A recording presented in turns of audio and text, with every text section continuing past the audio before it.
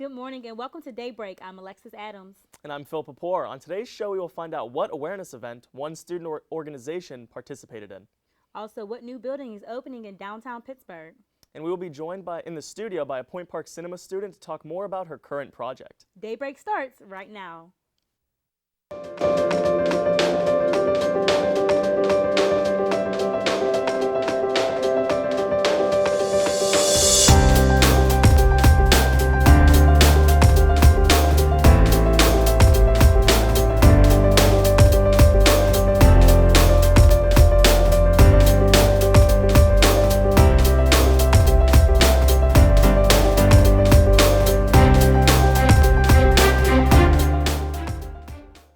It has been warm this week. I'm excited. I asked for it and it happened. This weekend was absolutely beautiful. Up into the 70s, sunny. I can't wait. Wearing shorts outside. I'm putting on some shorts. Oh, definitely. You gotta wear those shorts. I have to, or at least a dress. Oh, yeah, well, for sure. You want to wear a dress too? Yeah, you and me. Yeah, we'll hit the streets in the dress. I mean, what's going on with weather over there? Thanks, guys. Well, sadly, you won't be able to really wear that warm clothes for very long. You have one more day to really get a chance to bathe in the sun and such, because as you can see, as we head later into October, it gets colder and colder. Now, those low temperatures, I don't want you to get too afraid of those, because those are really just the night temperatures. So if you're going to wear your jean jackets, layer up just a little bit more. So back to you guys at the couch. Point Park alumni Selena Pompiani won a Mid-Atlantic Emmy Award for interactivity. Pompiani is the host of Penn's Trends, a weekly online show that keeps fans updated on what is trending with the Pittsburgh Penguins. Pompiani graduated from Point Park in 2013 with a Bachelor of Arts in Television Broadcast Journalism. She's only 23 years old, and this makes her one of the youngest in the Mid-Atlantic chapter awarded an Emmy. On behalf of your friends here at UView and Point Park, keep up the phenomenal work and congratulations. Point Park's Black Student Union marched in the American Heritage Parade last week. The parade was to bring awareness to the 50th anniversary of Freedom Summer and contributions of blacks in medicine in western Pennsylvania. Participants marched from 12th Street to Stanwix and Liberty Avenue. This year's parade was sponsored by Highmark, Blue Cross Blue Shield, and exhibits honoring its cause were held at the Highmark building, the PNC Legacy Project and Cultural Trust Pierce Studio. Black Student Union is a newly reinstated club here at Point Park, and you can join them Wednesdays at 5 in the University Center, room 212. The Public Safety Department showed a training video to help prepare students if they should ever encounter an active shooter. The video was filmed using former and current Point Park students and is entitled Alice. Alice stands for Alert, Lockdown, Inform, Counter, and Evacuate, which are also the steps to take if students find themselves in this situation. The training is to aid students for not only their safety, but to help the safety of others. For more information, feel free to contact Point Park Safety Department. Now let's go over to Olivia Fisher for more on national news. Thanks, guys. Russia fired missiles from warships into Syria this past Wednesday. Russian Defense Minister Sergei Shoigu said the strikes were launched from the Caspian Sea using precise long-range missiles that flew 930 miles to their targets. These long-range missiles hit 11 targets. Activists and rebel leaders in the area are saying these targeted attacks have no apparent affiliation to ISIS, but anti-al-Assad regime positions. U.S. Defense Secretary Ashton Carter called the Russian campaign of airstrikes in Syria a fundamental mistake. He said the United States is not ready to cooperate with Russia on operations in Syria. President Obama publicly apologizes to Doctors Without Borders for the U.S. bombing of its hospital in Afghanistan and promised changes to procedures. Doctors Without Borders has condemned the airstrike on the hospital in Kunduz as a possible war crime.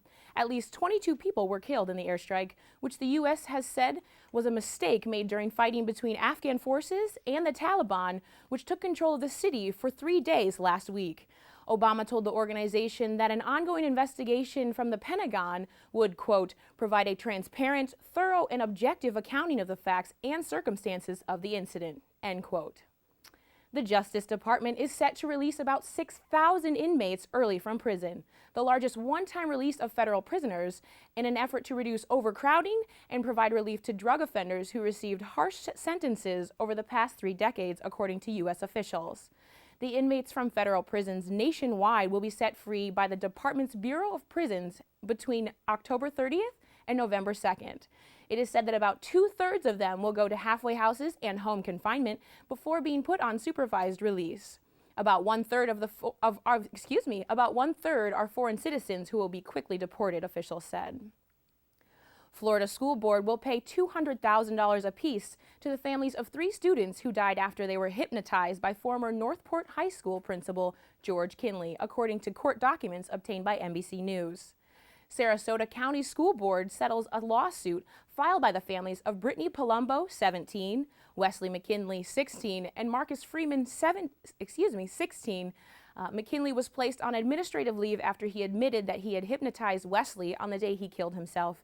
Brittany was found hanging in her closet about 5 months after Kinley had hypnotized her, and Marcus crashed his car after he was taught self-hypnosis by Kinley. Kinley pleaded no contest to participating in therapeutic hypnosis without a license and resigned back in June of 2012. He served a year's probation, and his current whereabouts are not known. That's all I have for you guys today. Now back to Phil and Alexis at the couch. Coming up after the break, we hear more from fans that attended last week's wildcard game. And what big-name star was on the runway in the recent fashion show? All this and more when we get back.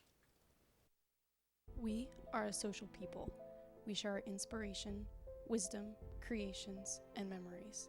We share what makes us laugh and what angers us. Built on the notion of a free flow of ideas, our country thrives on the freedom of speech. Without it, who would watch over our governing powers? And how would we share our history to make a difference for the future? It's this freedom to share that gives us a reason to listen. Start your morning with City News. Start your morning with campus news. Start your morning with political coverage. Start your morning with fun.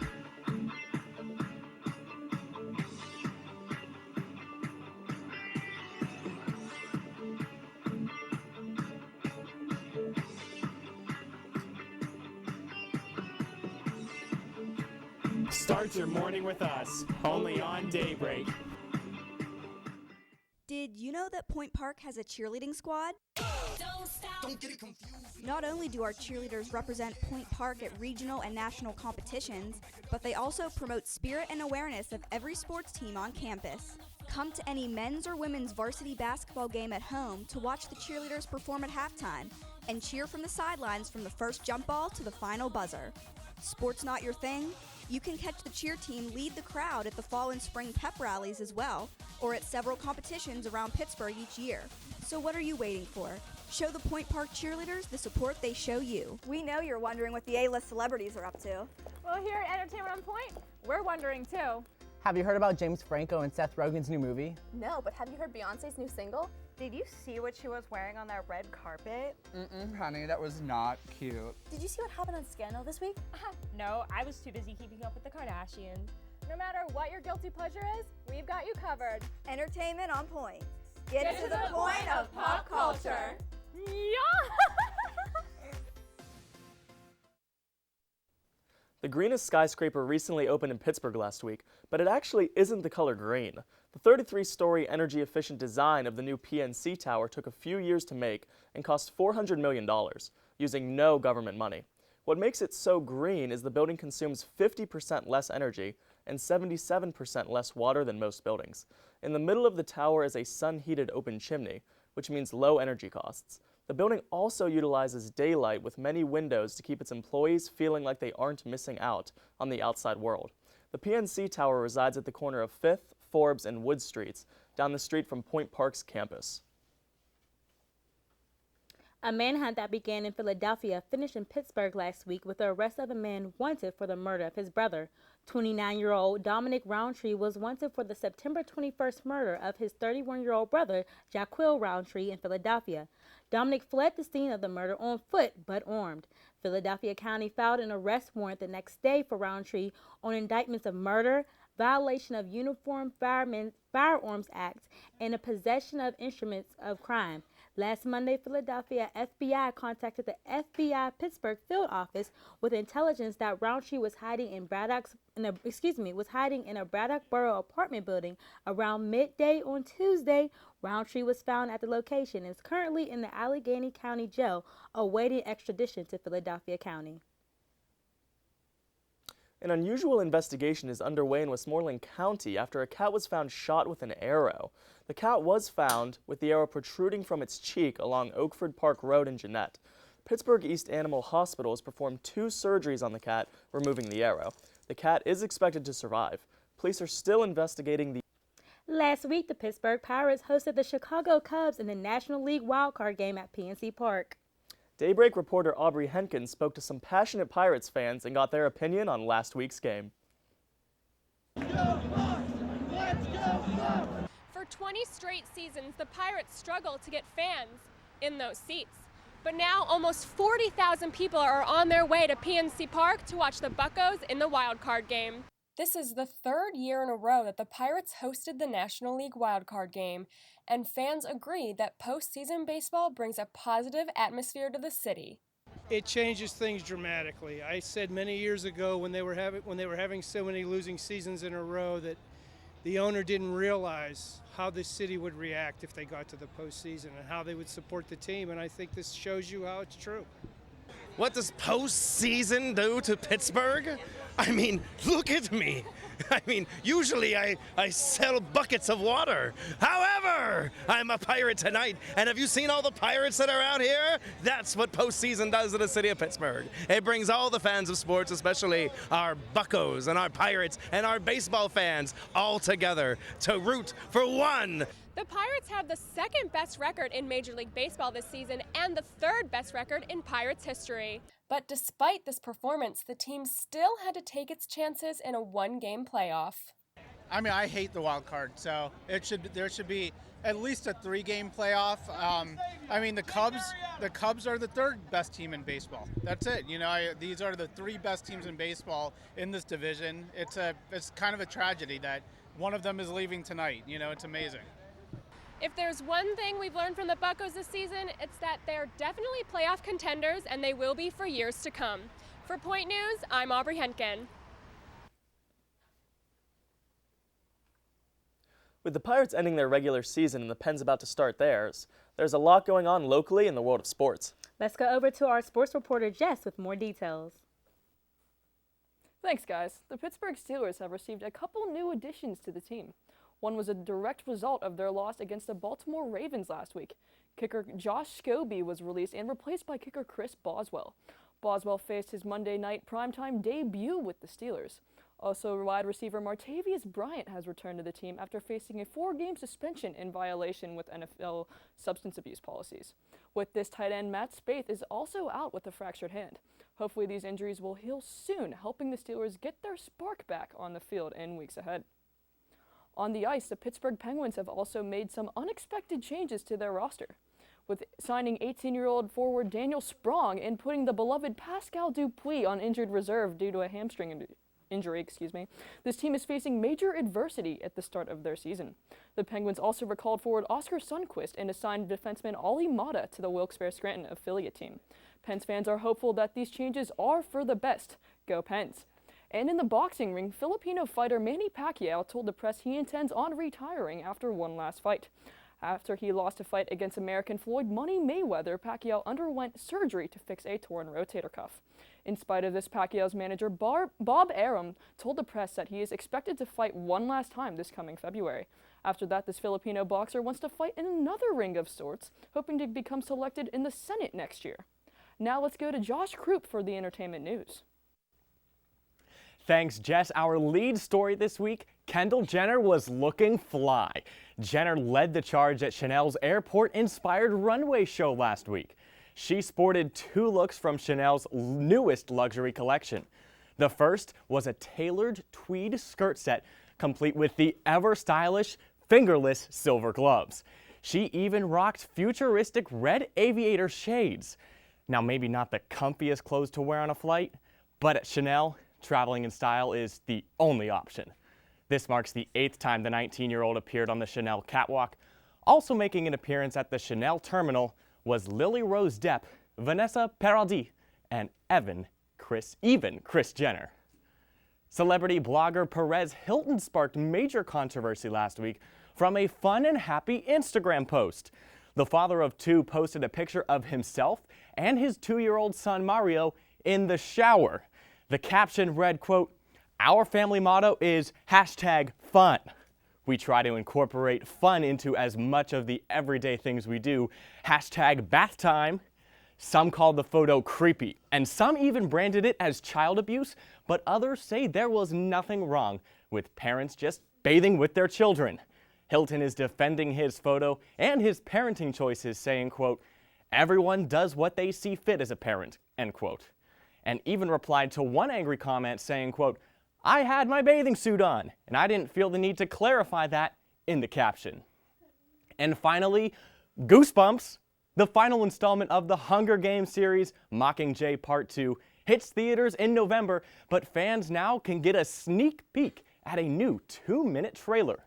The clip features Katniss Everdeen, my favorite, played by Jennifer Lawrence, uniting all 13 districts to fight against President Snow, played by Donald Sutherland, at the Capitol. In the clip, Snow tells Everdeen, quote, "Make no mistake, the game is coming to an end." Katniss then leads her troops into the toughest battle yet, but not before she gives her youngest sis Prim an emotional hug, tears, and has a nice moment with her childhood BFF Gale, played by Liam Hemsworth, the ladies' favorite. Mockingjay Part 2 hits theaters November 20th. That is all I have for entertainment news. Back to you guys at the couch. After the break, we'll be speaking with screenwriter for the film A Little Respect. And later, get a sneak peek of the movie.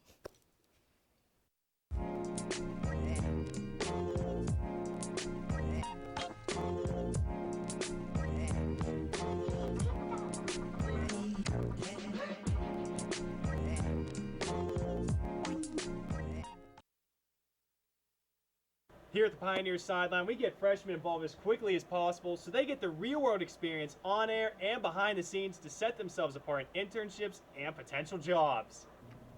Blaine, where is that video? I needed it in Key Pro like yesterday. All right, I got you, Chris. But I had a quick question for you guys. What do you mean Can a you question? just, like, It's always a answer me? What's the- question. It's always a... What? Where is he? Blaine. Blaine! Blaine! Freshman, you can't find any good ones anymore. Ever wanted to be behind the mic and have the world listening to your show on campus? Well, it's just as simple as joining WPPJ, Point Park's student-run radio station, located on the second floor of Lawrence Hall, right next to the dining services. Listeners can tune in using Point Park's website or through the TuneIn app by searching WPPJ. WPPJ welcomes any new DJs that want to get involved, so be heard. Do you have what it takes? An expression, a belief, a symbol, freedom to worship, an unspoken word. To express yourself means standing up for what you believe in. There's a freedom to worship, and a freedom to live. To speak never saying a word, to love, to let your voice be heard. The light of your own path. For more information, visit www.freedomofspeechpsa.org.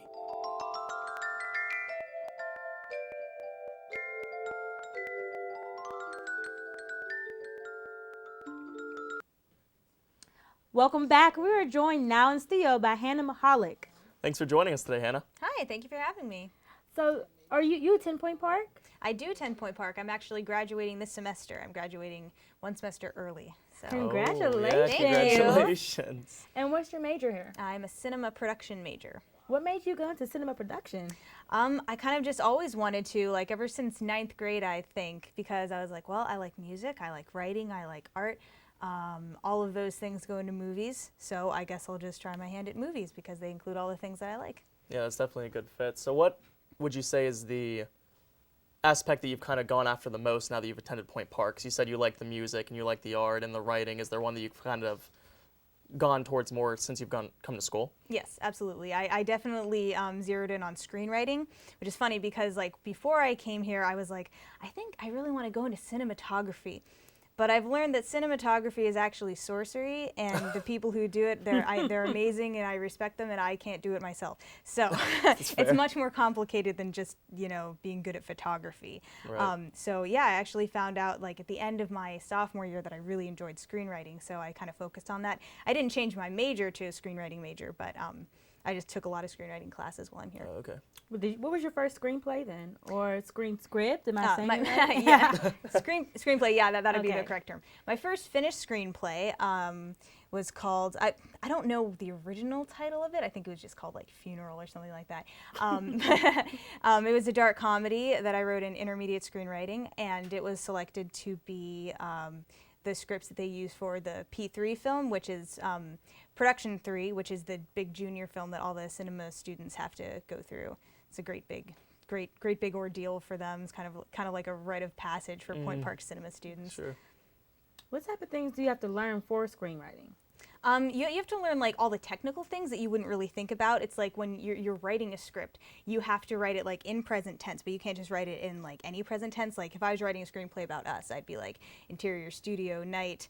Oh, yeah. You know, I would say like Hannah sits in a chair, not Hannah is sitting in a chair. Hannah sits in a chair. You know, like really specific things. You know, you just have to know all these silly rules that go into a screenplay. It's very different than just writing, you know, an article or something like that. Were there any obstacles you had to overcome during this whole process? Oh yeah, and actually, you know, I like to think I've gotten pretty good at it, but yeah. You could toot your own horn. That's fine. Yeah, that's nothing wrong with If you're that. good at it, say you're good at it. Proud of That's myself. true, that's true. You have to have some confidence, girl. Yeah. So, how do you want to? Who is your favorite screenwriter? My favorite screenwriter? Oh, that's so hard because like you never know the names of screenwriters. I really love Joss Whedon. Anything that he's written, I'm always a fan of. And then up and coming screenwriter Max Landis. He wrote the movie that just came out this summer called American Ultra, which was fantastic. yeah. Everyone should go see that.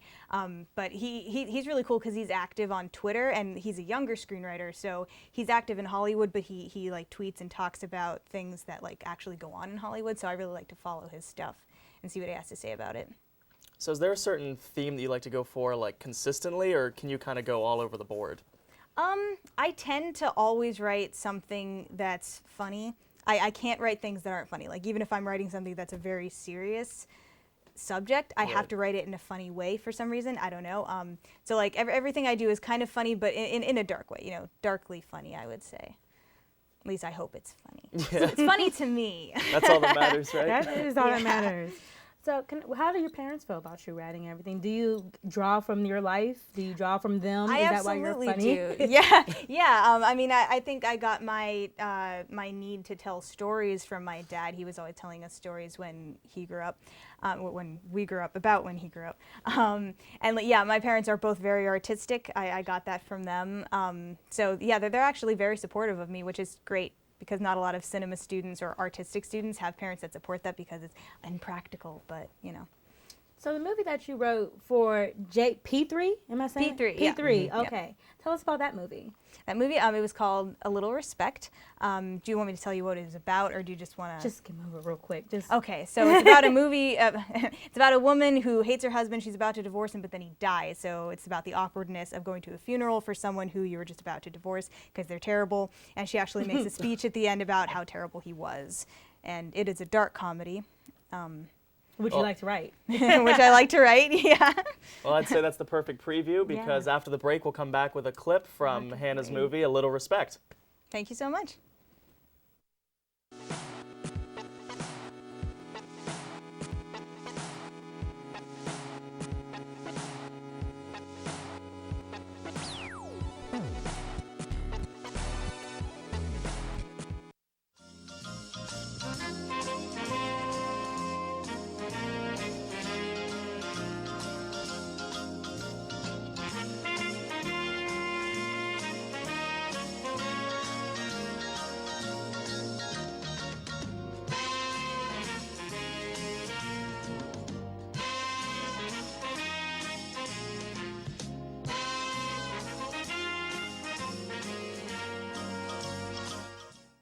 If you're having trouble with your schoolwork this semester, there's a helpful place on campus that you should know about.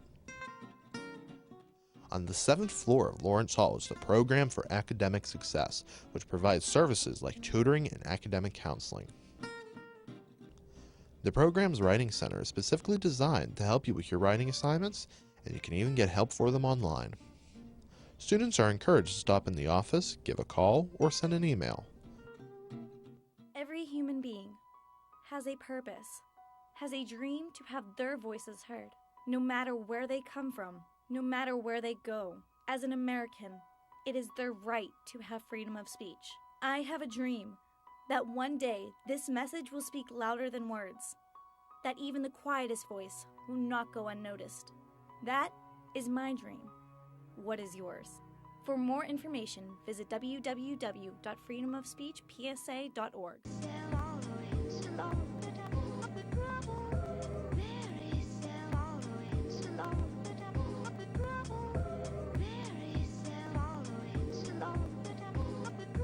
Welcome back. Now we will show a short clip from Hannah's movie, A Little Respect. Got it up?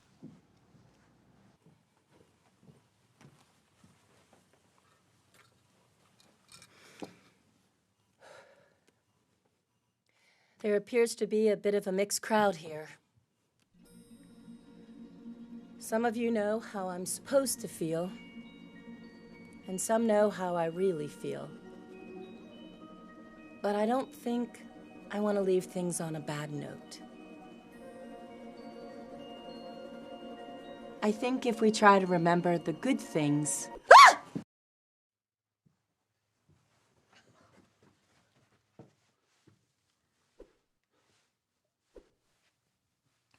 I'm so sorry, ma'am. I can't imagine how that happened. The thread... It's all right. The truth is, no kind words I could say can change who Robert was. Remind me to have my wake someplace else. That was great. Thank you so much for stopping by. Yeah, that was really good. I can't wait to watch the whole movie now. Yeah, it'll make a little more sense. I just can't wait. I don't even know what to say. Yeah, just I can't wait. the clip of the her husband in the casket and opening his eyes. Yeah, that's what got me. But the last little line from the man in the wheelchair is hilarious to me. Like that. I'm glad you think so. I think that was something that was actually changed on set. Okay. Yeah, I think we kind of just decided that at the last minute. That made me want to roll on the floor and like really laugh. That I don't even know. It was hilarious. So I guess speaking of that, how much does get changed from what you initially write in the screenplay to once you get on the set? Because like you said, that line was different when you wrote it, I'm guessing. Yeah. Just about everything changes, Oh, you know. okay. Like if there's one thing that writers should always know, when you write a screenplay, it's not, the movie they make is not the screenplay that you write. The screenplay you write is like a basic blueprint, and then the filmmakers will, they'll do what they do with it, and it'll take on a life of its own, and you really just have to divorce yourself from the idea of your original story, because it's not going to be the same. It might be better, it might be worse, whatever, but it's not going to be the thing that you wrote. Which is interesting for me to see because I was a screenwriter and then I was also on set. And screenwriters generally aren't on set. So that was kind of a unique experience for me to sit there. I'm sitting there going like, oh, that's not what I wrote. That's not what I meant. But that's not my place to say that. That's now the director's place. And that's you can't, hard to do. Yeah, you kind of just have to let go of that. Because it's like your baby. So. Yeah, exactly. Yeah, but like if you're a writer and you're mature, then you need to know that it's going to happen. Yeah. You can't get away from it. What was the inspiration from the movie? The inspiration to write the movie? Not anything really. I kind of just wanted, I was writing it in class. It was a class assignment. I was like, I think that's a pretty funny idea to have a funeral where someone hates the person who died. So I kind of just went with that. Yeah, it is. It's real. I can see that. Yeah. I can't wait to finish watching it. Yeah, me neither. I'm probably going to go to every funeral like, I wonder if she really loved her husband. Yeah, exactly. That's a good point. That's funny. All right. Well, yeah, thank you for coming in. Oh, yeah, no it was problem. really great having you, and we definitely want to watch the rest of the movie. That's for sure. All right, some popcorn and watch it let's together. go. Yeah, I after hope the you enjoy show. All right, and thanks for tuning in this week. Make sure you check out next week's episode of Daybreak for some more news, entertainment, and everything in between. Have a great week, Point Park.